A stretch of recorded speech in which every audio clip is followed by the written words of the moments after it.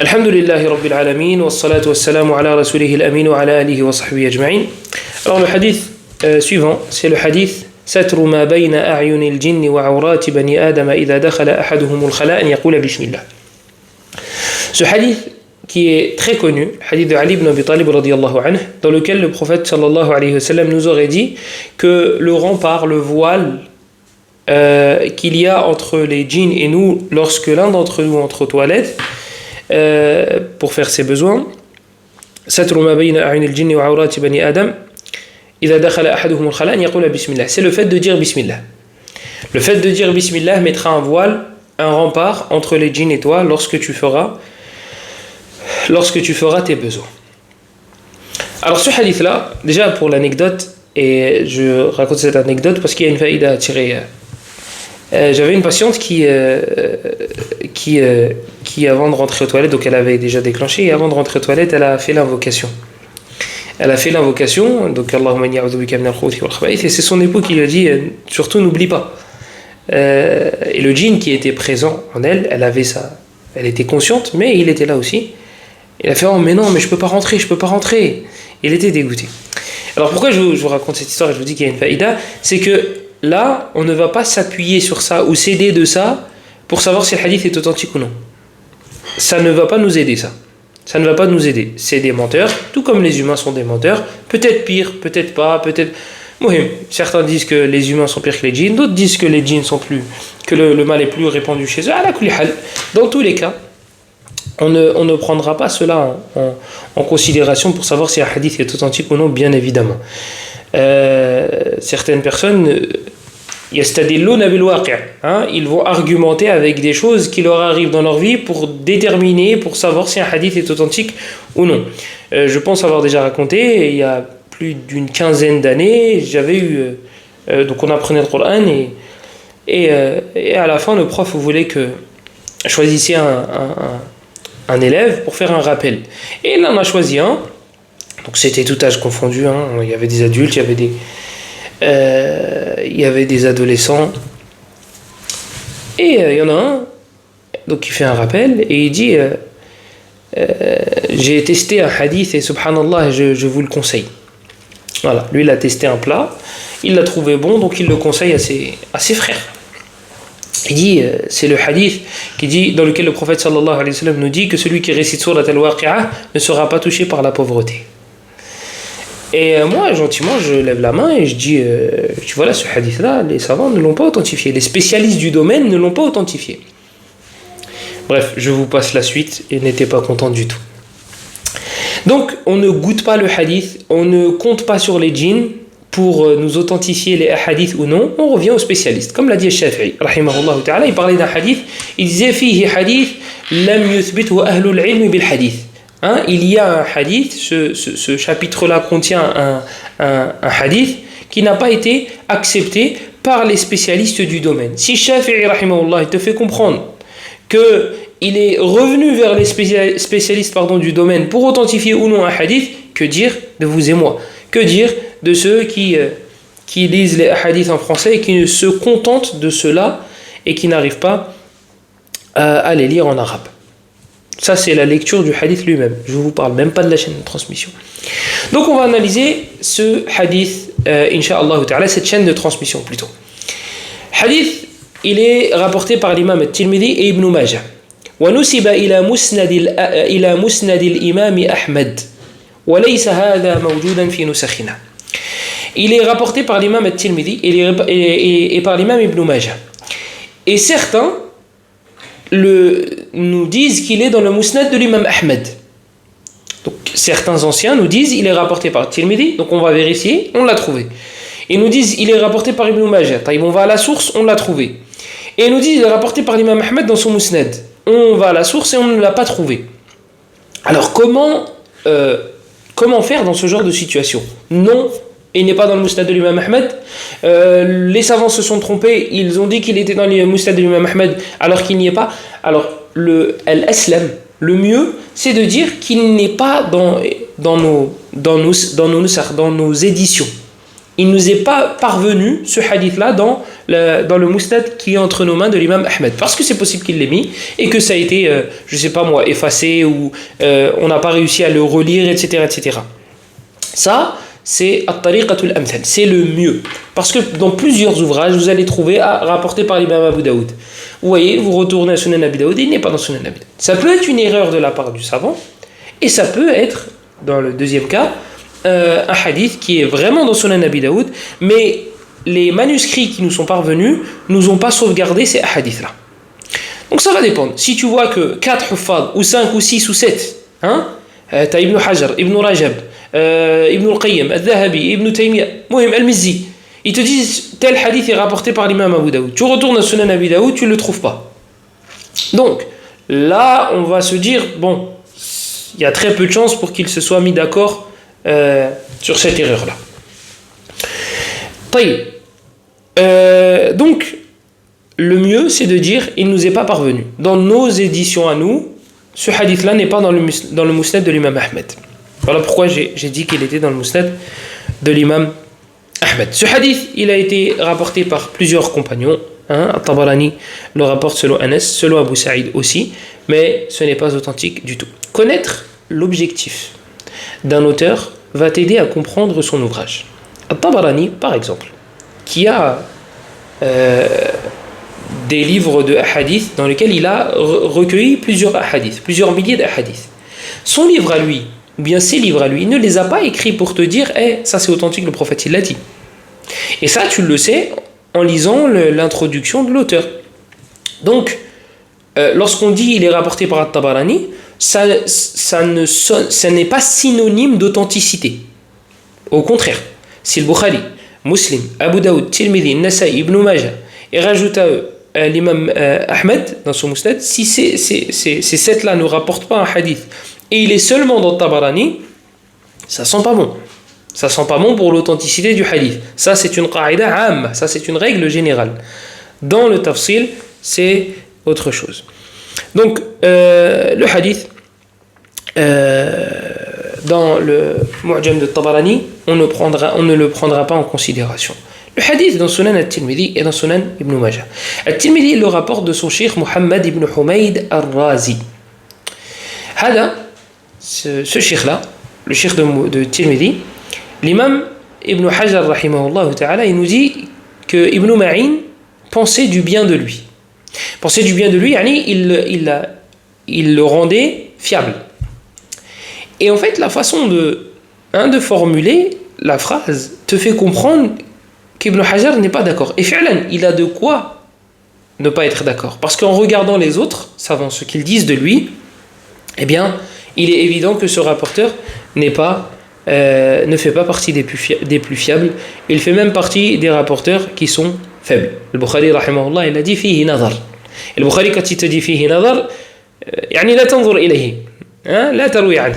Donc le Bukhari, rahimahullah, il a dit voilà, fais attention. Mais il l'a dit à sa manière à lui, rahimahullah ta'ala. Donc Muhammad ibn Humayd al-Razi, rahimahullah ta'ala, n'est pas une personne qui maîtrise le hadith. Deuxième problème dans ce hadith-là, c'est An'anatu Abi Ishaq. Abu Ishaq al-Sabi'i, rahimahullah ta'ala, c'est un rapporteur qui est connu pour faire du tadlis, pour te faire comprendre qu'il a entendu d'un rapporteur ce qu'il n'a pas entendu. Et ça, c'est problématique. Parce que du coup, ya Aba Ishaq, tu l'as entendu de qui? Moi, qui vais analyser la chaîne de transmission après toi, comment je fais pour savoir si tu as rapporté de quelqu'un de fiable ou non? Tu me fais croire que tu as rapporté de tel. Taïb, je te connais, je sais que il est possible que tu n'aies pas rapporté de tel directement. Du coup, si tu me dis j'ai entendu tel rapporteur, khlas, je prends en considération parce qu'Abu Ishaq ce n'est pas un menteur. Maintenant, si Abu Ishaq me dit selon, comme là on a un Abi Ishaq, un Abi Juhayfa. Taïb, est-ce que tu l'as entendu d'Abu Juhayfa? Je ne le saurais pas parce que là Abu Ishaq il dit selon Abu Juhayfa. Moi j'ai besoin que tu me dises m'a informé Abu Juhayfa. J'ai besoin que tu me dises j'ai entendu Abu Juhayfa. Ce qu'il n'a pas fait, chose qu'il n'a pas faite, Abu Ishaq al-Sabi'i, rahimahullah ta'ala. Donc, moi ça me pose problème. Même si lui il est fiable en termes de mémorisation, en termes de personnes qui ne mentent pas, etc., etc., je ne suis pas à l'abri qu'il m'ait caché un rapporteur. Et c'est ce qui arrive très souvent avec ce genre de rapporteurs. Ils font du tellis. Donc Al-Nasa'i, Ibn Hibban et d'autres l'ont décrit comme étant un mudallis. Et donc c'est problématique. Donc je ne peux pas prendre le risque de dire le prophète a dit alors que j'ai un rapporteur qui est peut-être tombé là. Et on m'en a peut-être enlevé un. Donc je ne peux pas analyser la chaîne de transmission. Est-ce que vous avez vu la précision des gens du hadith? Est-ce que vous voyez la différence entre nous et les gens du livre qui ont des siècles de trous en termes de génération? Qui rapporte de Isa? Qui rapporte le livre, la base même de leur religion, la source? Qui le rapporte de Isa? Combien de temps s'est-il écoulé entre Isa et celui qui a décidé d'écrire l'Injil? Combien de temps? Donc, nous, musulmans, il nous manque un rapporteur. Des fois même, il nous manque pas de rapporteur. On rend faible le hadith. Pourquoi? Lui, il est bof. Lui, il est bof et la chaîne de transmission n'est pas assez propre, n'est pas assez... On prend pas. On prend pas en considération. Alors qu'il manque aucun maillon dans la chaîne. Quand il en manque ne serait-ce qu'un, on fait tomber. Oui, mais c'est Abou Ishaq. Abou Ishaq, c'est quelqu'un de fiable. Oui, Abou Ishaq, c'est quelqu'un de fiable. Mais t'as pas dit, je vais rapporter que des gens fiables. On laisse tomber. On prend pas le hadith. On prend pas le hadith. Vous avez vu la supériorité de l'islam. Et c'est pas le seul point. C'est pas le seul point. Ça, c'est juste un des points. Et vous avez vu aussi comment Allah subhanahu wa ta'ala a sauvegardé sa religion. Ce n'est pas... Là, c'est plus le travail des humains. Là, c'est tawfiq min Allah. On sait très bien que les humains n'auraient pas pu faire ça. N'auraient pas pu sauvegarder avec une telle précision des propos ou des paroles. Donc là, Allah, Abu Ishaq, pardon, on ne sait pas de qui il rapporte. Il nous dit selon Abu Juhayfa. Moi là, le selon, je ne peux pas l'accepter d'Abu Ishaq parce que c'est un mudallis. Donc on a deux problèmes dans la chaîne de transmission. Le premier problème, c'est avec le cheikh de Tirmidhi, Mohammed ibn Humayd al-Razi. Le deuxième, on a dit qu'il était faible. Même si Yahya ibn Ma'in pensait du bien de lui. Vous avez vu, il peut y avoir des divergences dans le jarh wa ta'dil. Bon, après, si on ne prend pas Yahya ibn Ma'in en considération et qu'on met les contemporains en avant plus que les anciens, ça c'est autre chose. Encore faudrait-il les connaître, les anciens, les vrais, ceux qui parlaient vraiment de jarh wa ta'dil, pas ceux qui font de la médisance et de la calomnie. Pour reprendre les propos du Cheikh Al-Fawzan. Donc le problème, le premier, c'est Mohammed ibn Humayd al-Razi. Même si Yahya ibn Ma'in pensait du bien de lui, les savants l'ont rendu faible. Et le deuxième, c'est Abu Ishaq. Il ne m'a pas dit explicitement qu'il a entendu d'Abu Juhayfa. Troisième problème. Cette histoire de Bismillah, tout le monde en a besoin.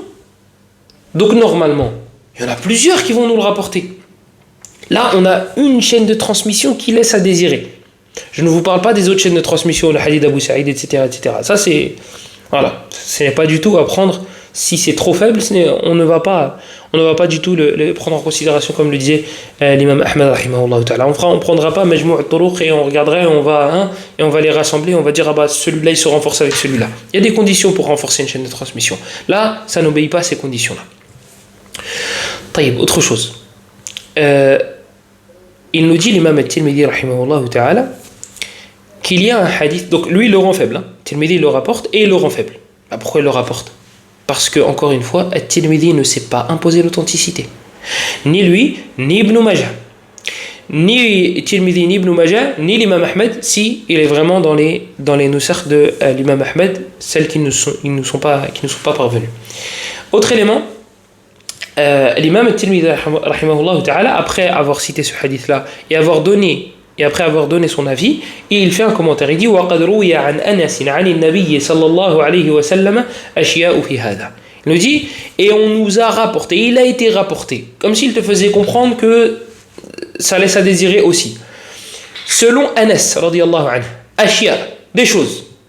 Donc des choses ici, ce qui est sous-entendu, des choses similaires, une information similaire Comme quoi le prophète sallallahu alayhi wa sallam nous aurait ordonné ou nous aurait poussé à dire Bismillah avant de rentrer aux toilettes. Et ça c'est un hadith, Inch'Allah, dont on parlera une autre fois. C'est le hadith que tout le monde connaît, Allahumma inni a'udhu bika min al-khubuthi wal khaba'ith, sauf qu'il y a une ziyada dans une riwaya, c'est Bismillah Allahumma inni a'udhu bika min al-khubuthi wal khaba'ith. On va parler de cette ziyada, mais pour la faïda, vu que ça fait que 15 minutes, on va commencer à parler de la... Il faut savoir que un professeur qui va avoir 15 élèves, dans ces 15 élèves, s'il y en a 10 qui sont très connus pour être très proches du professeur, ces 10-là seront plus à prendre en considération que les 5 autres. Et si ces 10-là me disent « Anas il a dit » ou « il a fait », et les 5 autres me rapportent quelque chose de contradictoire avec ces 10-là, je ne prendrai pas les 5 en considération. Et vous savez quoi? Vous pouvez même inverser les chiffres. Si j'ai 5 élèves très rapprochés d'Anas, très fiables, mémoire quasi excellente, 10 autres, on va les mettre à 12 sur 20. Les 10 autres, on va les mettre à 12 sur 20, leur moyenne générale. Ceux-là, ils ont 18,5. Sous tous les plans. Ils sont restés avec Anas plus longtemps, ils ont 18,5 leur moyenne générale est 18. Ces 5-là, leurs paroles seront plus à prendre en considération que ces 10-là. Et si c'est 5 contre 10, on prendra ces 5-là et pas ces 10-là. Le hadith d'Anas, Bismillah Allahumma inni a'udhu bika min al-khubuthi wal khaba'ith.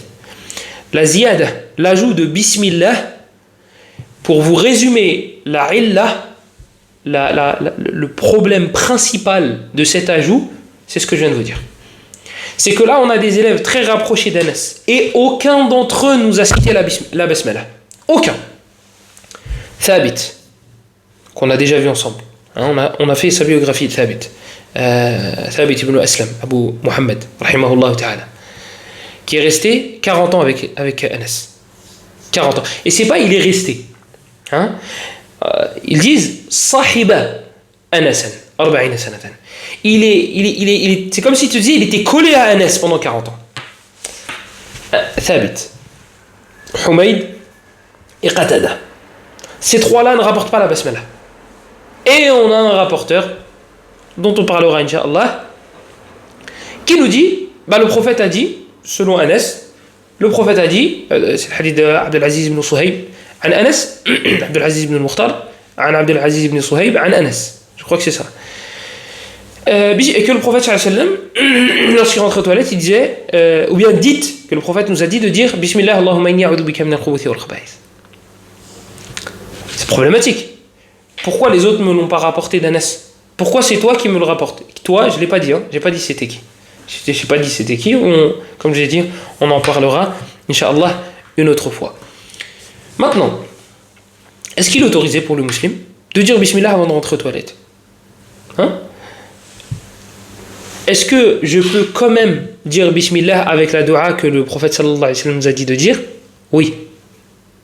C'est contradictoire, tu nous dis que le hadith il est faible et que le prophète n'a pas dit. Moi je t'ai pas dit, va dire aux gens le prophète a dit. Je t'ai dit, tu peux le dire. Tu peux le faire. Pourquoi? Parce que, awalan babu ad-du'a wasi'.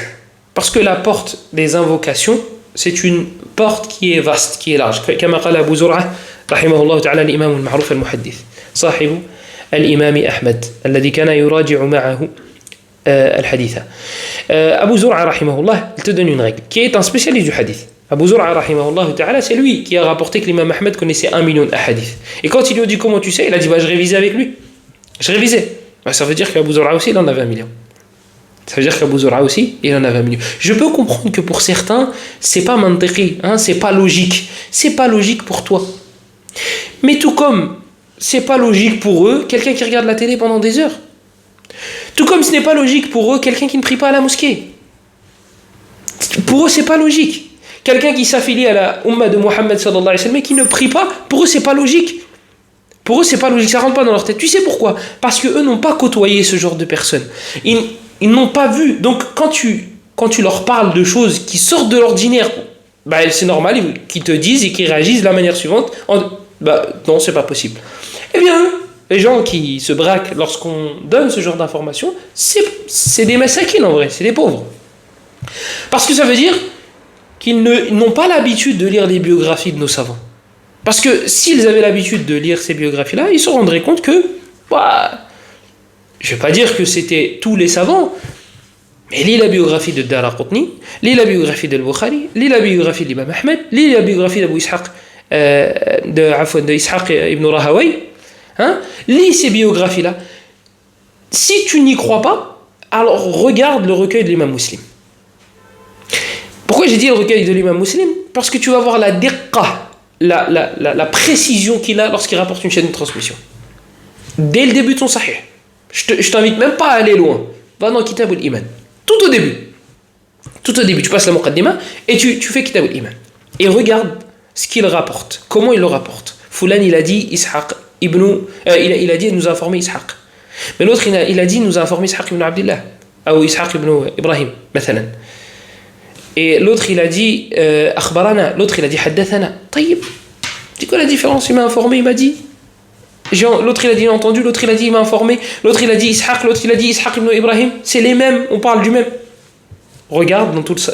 Dans Kitab al-Iman. Tout le sahih. Donc, c'est des massakines en vrai. C'est comme ça qu'il faut les voir. Les gens qui ne croient pas à ce genre d'informations. Bref. Où est-ce que j'en étais? Hadith d'Anas, radiyallahu anhu. Bismillah, Allahumma inni a'udhu bika min al-khubuthi wal khaba'ith. Abu Zur'a. Abu Zur'a, rahimahullah ta'ala. Qu'est-ce que j'allais dire par rapport à Abu Zur'a? Il n'y a pas longtemps, je parlais des inconvénients des avantages et des inconvénients de faire la da'wah sur Internet. Là, si je regarde mon mur, il ne va pas m'aider. Je n'ai pas d'anti-sèche, malheureusement. Parce que je n'avais pas prévu de parler d'Abu Zur'a. Abu Zur'a, il révisait avec l'imam Ahmed 1 million de hadiths parce qu'ils l'ont questionné. Naam, ça y est, alhamdulillah. Abu Zur'a, rahimahullah ta'ala, il nous donne cette qaïda, il nous donne cette règle. Il nous dit que babu du'a wasi', que lorsqu'on parle des invocations, c'est assez large. On ne va pas serrer la vis comme on aurait pu le faire ou comme on le fait dans le halal et le haram. Parce que là, halal et haram, il y a quelque chose qui va être engendré. Il y a un acte qui va suivre le mot halal ou haram. Maintenant, tu me dis du'a, le prophète il disait bismillah, il nous a dit de dire ça, les chaînes de transmission laisse à désirer, c'est pas très très très faible, c'est pas authentique non plus. Al-babu wasi'.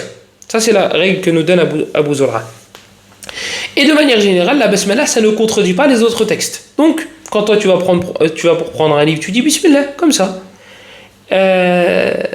Donc il n'y a pas de mal. Il n'y a pas de mal. La chaîne de transmission n'est pas très très très très faible. Ça c'est la première des choses qui nous pousse à donner cette réponse. Et la deuxième, c'est que ça fait partie de ad-du'a. C'est général, ça ne contredit pas d'autres textes aussi. Donc, tranquille. Là, nous shaddid. On ne va pas être sévère et dur, sachant qu'il y a certains savants qui ont rendu ce hadith authentique. Il y a certains savants qui ont authentifié ce hadith-là en regardant bimajmou' turuqihi, les chaînes de transmission se renforcent. Hein? Et parmi eux, Cheikh Al-Albani, rahimahullah. Cheikh Mohamed Nasiruddin Al-Albani, rahimahullah, il authentifie ce hadith. Donc quand nous on dit ce hadith-là il est faible, et Tirmidhi a dit qu'il était faible, et l'avis qui dit qu'il est authentique, etc., ça ne veut pas dire qu'on ferme la porte. Qui sommes-nous pour fermer cette porte? Qui sommes-nous? Donc on donne juste ce à quoi on est parvenu, et après, comme je vous ai dit, la mas'ala wasi'a. هذا والله أعلم وصلى الله وسلم وبارك على نبينا محمد وعلى آله وصحبه أجمعين